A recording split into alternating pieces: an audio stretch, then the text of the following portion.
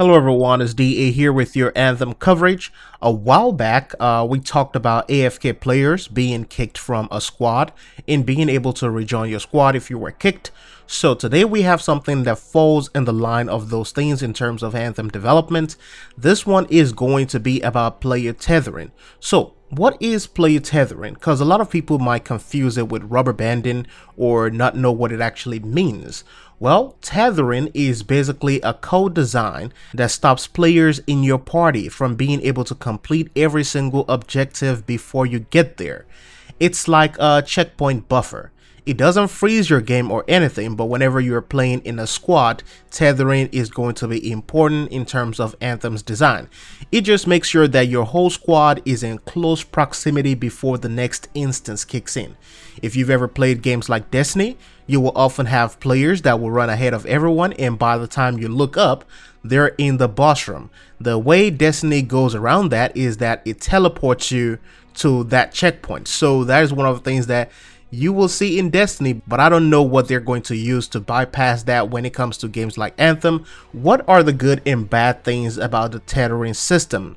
Well, tethering is good for, let's say you want to run to the restroom or you have kids and the next instance is maybe a horde mode of enemies.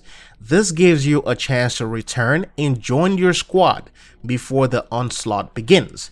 This is going to be the bad part. AFK players will ruin the goal of tethering. If you are waiting for the next objective to load, but you cannot go because there's a particular player that is AFK and they are still like several miles away, this is going to ruin it. This really ruins it for everyone, and my hope is that the kick feature works differently when you are in those mission zones and when you're outside of those zones. I hope that they actually do this right, because that is going to be one of my biggest concerns. Mike Gamble also said that tethering system is going to be forgiven in this game. One thing he also hinted at is that there will be some puzzle solving. Otherwise, why would it say reading codes? Now, maybe that's just my head going crazy, but I thought that would be quite interesting to mention. I just had to point it out. Anyways, let me know your thoughts and experiences when it comes to player tethering, maybe in some of the games that you have played before, or through my explanation. What do you think about the system? The next and last one is going to be more cosmetic than anything, but it is also about being able to change the energy or ability colors of your javelin.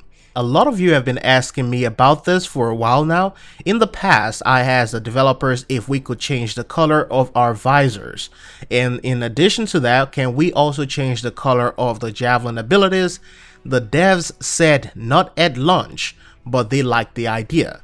This is part of the feedback that I think we can also expect in the future of the game, in terms of, hey, you guys are asking this thing, maybe we might put it in when the game finally launches. So we never know, but they say they like that idea. So, you know, as long as people keep on asking even after launch, they may end up adding it into the game and giving us that feature. I don't think it's going to be a difficult thing to add, but let me know your thoughts about that as well.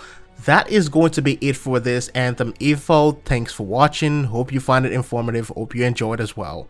I'll see you guys on the next one.